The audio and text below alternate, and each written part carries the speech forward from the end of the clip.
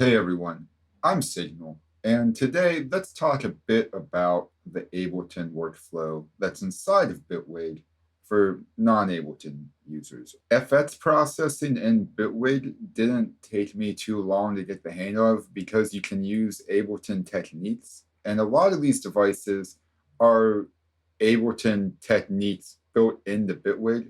So like you have to build them in Ableton, but now we just have them, right? It's cool. So let's dive in. Ableton has an instrument rack and an FX rack.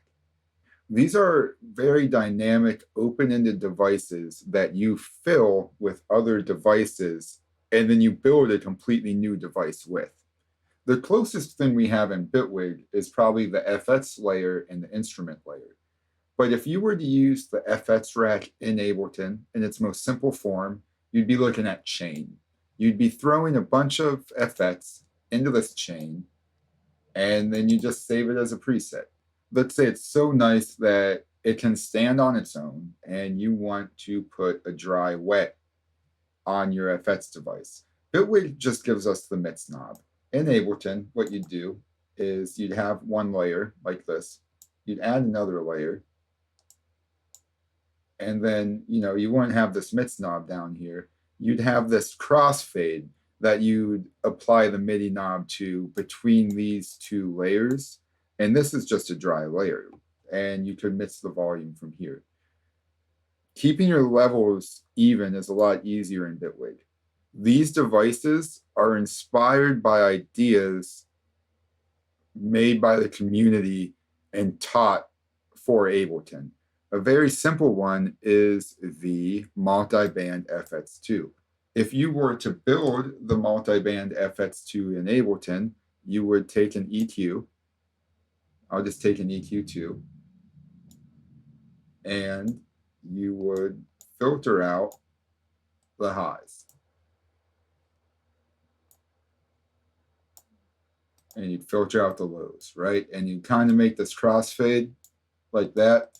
And in other DAWs, I can't speak for which ones because I've only learned Ableton, but I also do this in Ableton and Bitwig, not with EQing, I don't have to, but just like when I'm composing, you'd put a low and a high. This group here would be the container, this FX layer. With Ableton, you can skip this two-track thing completely and put your EQs in the FX layer. With Bitwig, you can skip that and you can just use Multiband FX2. It has a crossover frequency. It has a mix knob. So if you're making a bass, you can take the reverb, and I experimented with the crossover frequency. I like about 280. The crossover is pretty wide, so you can't just put it at 100 hertz and expect a clean bass. It's just not going to work, sadly. But you can do that with the frequency split. The frequency split does have a cleaner crossover than the Multiband FX2. Now you see, just like this FX layer, where we can solo, mute, adjust the volume, we can solo, I guess in like this binary process, we muted it. And we have a mix knob, right? Bitwig gives us the mix knob. You don't have to build the mix knob. It's really nice. Now, of course, in Ableton, you don't have to do this every time. You just build like a rack with 2 EQs and save it and pull that out when you need that rack with 2 EQs. But this is still really compact and also probably easier on your processor. So you could build this stereo split in Ableton. But in Bitwig, you have to build a mid-side EQ, which Ableton just gives to you. So here you have mid, here you have side. You just put an EQ in each of them, and you have a mid-side EQ. In Ableton, you put the EQ on mid-side mode. So that's kind of the theme we're looking at here.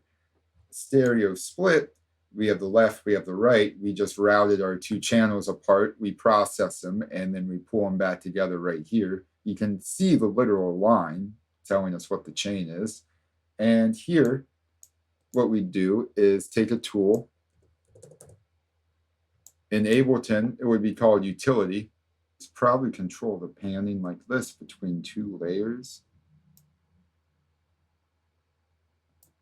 So we have like, we can rename it left and right. And at that point, you may as well just throw a third one in there, right? And just call it mid or dry, you know, just depending on what you're building. And you'd have a handy little device here. Now you can just do this with the stereo split. And the typical workflow is to get a bunch of devices together and hit Control G, and boom, you're in a layer or a rack. Then it'd be the same thing as having this mid layer here when I back up on the mix knob.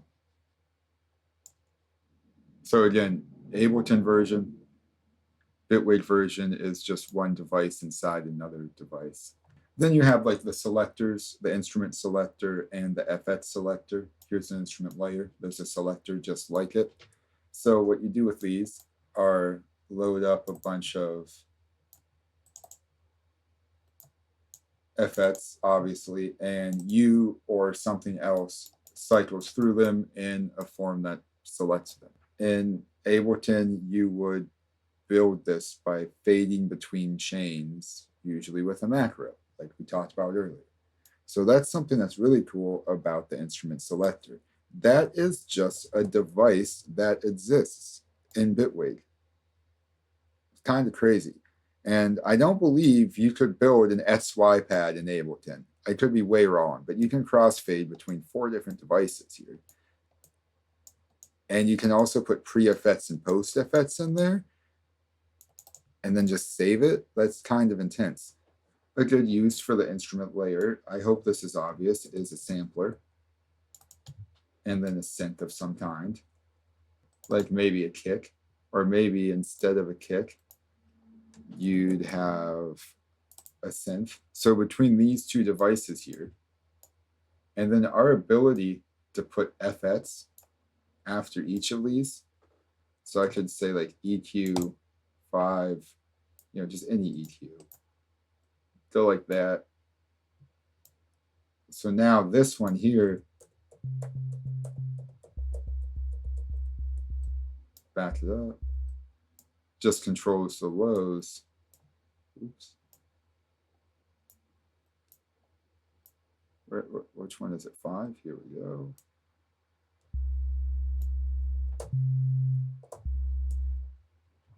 So that's a clean sign. And here, I'm just going to type in bass. And I'm sorry for whatever I put in.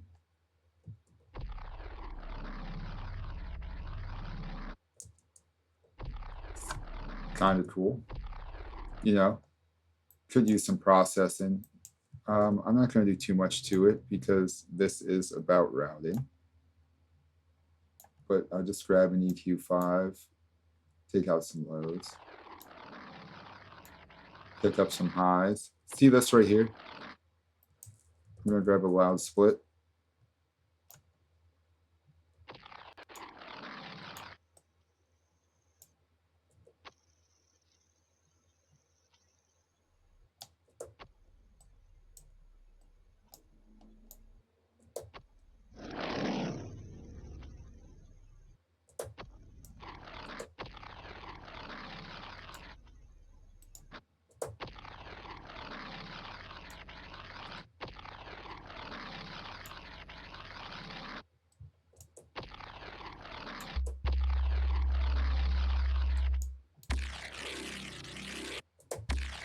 Right?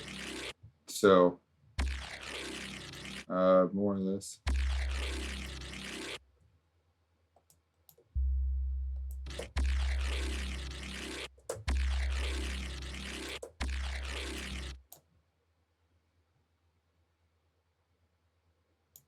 I'm going to grab phase 1.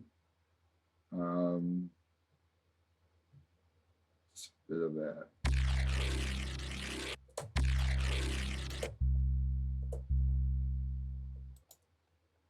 And then here, I'm going to put the bend. And that means I'm going to have one pitch shift for all my instruments, and I don't have to keep it, in mind, really. That's the nice part about Bitwig, is it's there.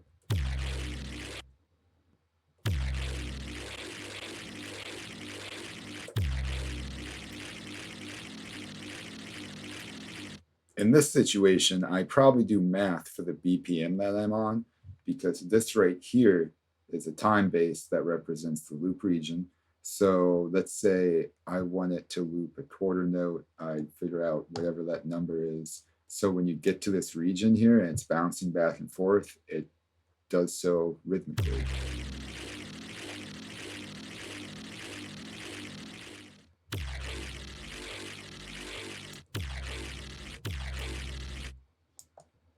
And then if I wanted to use the instrument rack still, but glue them together, I'll close this. I can just drop this in this FX chain right here, right? That's cool. That's the other layer to Bitwig, right? I'm building an instrument layer right here. But there's this other layer where if I bring up this synth, this right here, you just start putting FX in it.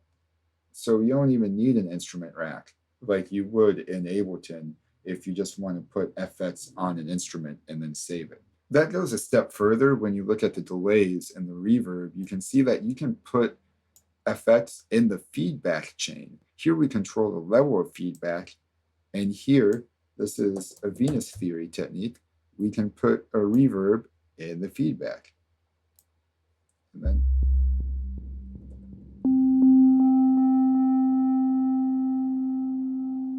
we have a shimmery reverb. Guitar pedal example would be the Afterneath by Earthquaker Devices. Nice little expensive thing with a wizard on it. People are going to be like, oh, that's only like $150. That's not expensive. Back to the instrument we were building.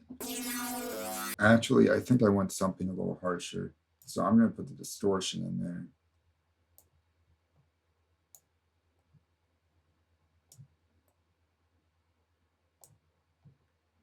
So you have the Smith's knob here, drive back.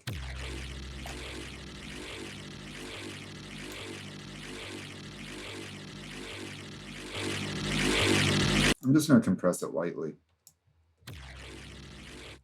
See, look, we can throw effects in the wet side too. So it's like a parallel chain where I wouldn't be processing the dry chain. So maybe that's a good place to put a chorus. I like the chorus plus.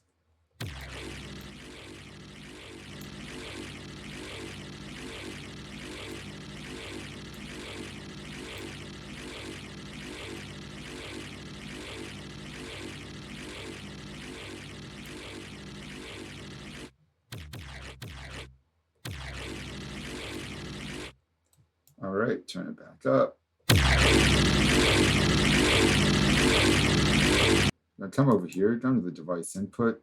Under containers and shiz, you can see the instrument layer chains, and the one right above the synth I'm looking at is the sampler. So I'm going to route the sampler into the sidechain for this synth.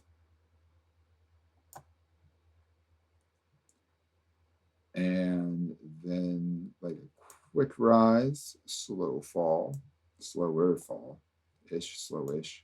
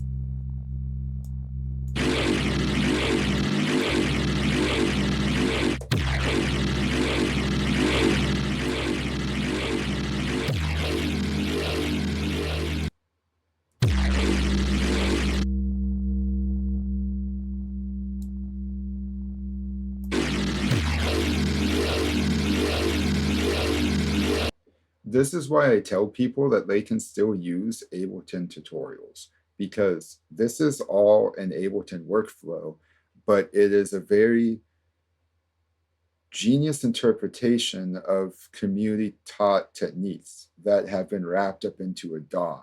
So if this all looks confusing to you and you go with Ableton instead, 5 years down the line, you're going to understand what's happening here. Same thing goes for session view here. There's not a lot of tutorials in Bitwig for this. There are quite a few, but when you compare it to the amount of Ableton tutorials, you may as well just watch a couple Ableton tutorials. You'll be able to use the ideas. Obviously, the Mr. Bill Ableton device class isn't worth your time, but the Mr. Bill Ableton composition arrangement classes probably useful. The one thing in terms of sound that you might really miss from Ableton watching tutorials is the glue compressor. It has a certain thickness to it. That's because it's an SSL mastering compressor. So you get an SSL mastering compressor of any kind, you should be good to go. I didn't cover it, but Bitwig also gives you containers for MIDI devices that you can play with. You can put the grid inside of these devices. Of course, they are just another extension of this we are doing here. I mean, I should be able to just do this. Welcome to the grid. So in short, it really just comes down to routing. Here we have one chain. If I dial it back, we have 2 chains. And if I add another, we have 3 chains. Okay, guys, that's everything I wanted to talk about today. I hope you check out my Patreon. I just put out some free wavetables. I have some free drums that I put through this pedal right here.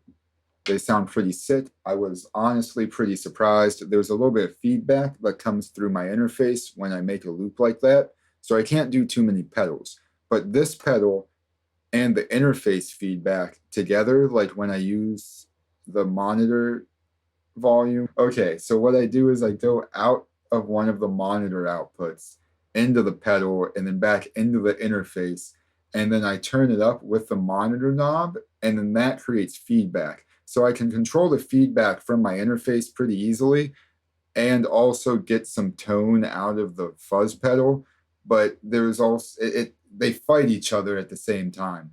Really fun to put like whole drum loops through. You can get some really good results. Sounds thick and retro at the same time. You know, like I never wanted to get a, what is it, the DS1? What's that orange one called? God damn it. Yeah, DS1. I never cared for the DS1. I don't feel like I need it for guitar. But I think it'd be really cool to send your drums through a DS1. If you're trying to make like this 90s style rave music, try these pedals that every guitarist would have on their board, especially at the time. Like, what might a Rat and an 808 do together? It's probably a sound you recognize and don't even know. Don't forget to like this video, subscribe if you haven't already, leave a comment, and I'll see you next time. Let me know what DAW you came from. I don't know if I have a lot of Ableton users or if like I have a lot of confused people from Pro Tools. I'm assuming I have a lot of Ableton users with the fact that I haven't considered people don't know what I'm doing when I'm just grouping things together like crazy half the time. So holla.